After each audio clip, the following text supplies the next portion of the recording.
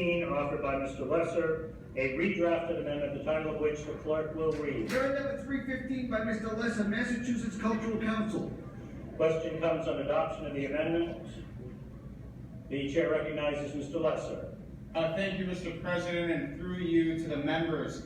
I rise today in support of Amendment 315 for the Massachusetts Cultural Council. The work of the Mass Cultural Council should come, of course, as no surprise to anyone in the room. Nearly every city and town in the Commonwealth has benefited from a grant or other support from this organization, whether it's a museum, public art, restoration of a cultural facility, or support for arts education programs in our communities. The MCC plays an important role in expanding access to the arts and cultural programming for every member of our Commonwealth. And I'd add, Mr. President, that this is a revenue driver for the state and is an economic driver for the state. Each year, the arts and culture sector generates $1.7 billion in economic impact for the Commonwealth of Massachusetts. That includes $1.2 billion in direct spending by arts organizations and $520 million in indirect spending by visitors who come to see our cultural facilities. In addition, the arts and culture sector generates nearly $90 million in annual revenue for the Commonwealth. Think about that. This amendment is for $15 million in funding to support a sector that generates $90 million in tax revenue, mainly through license fees, taxes, and spending by those viewing arts and culture events.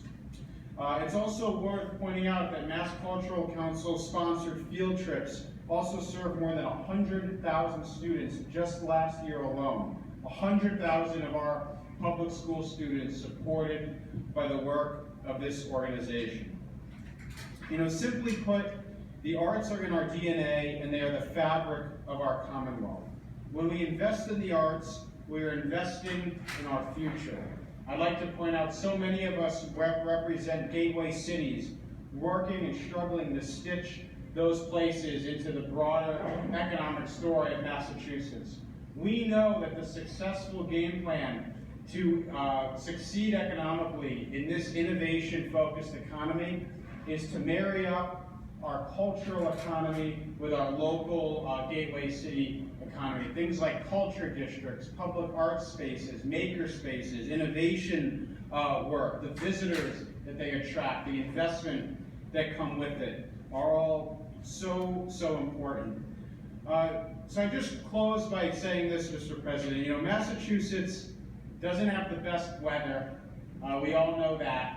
We don't have the best location, maybe. We're kind of tucked up in the Northeast. We don't have the most natural resources. What we do have are the most innovative and most creative people. And the economy that drives and the visitors that attracts and the dynamism that creates reverberates out not just to the culture community, but to the broader economy and Commonwealth as well.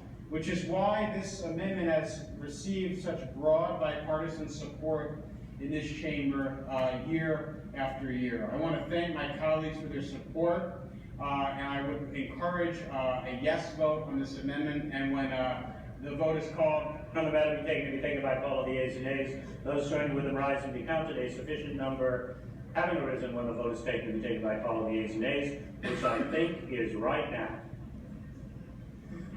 Chair, roll. Okay.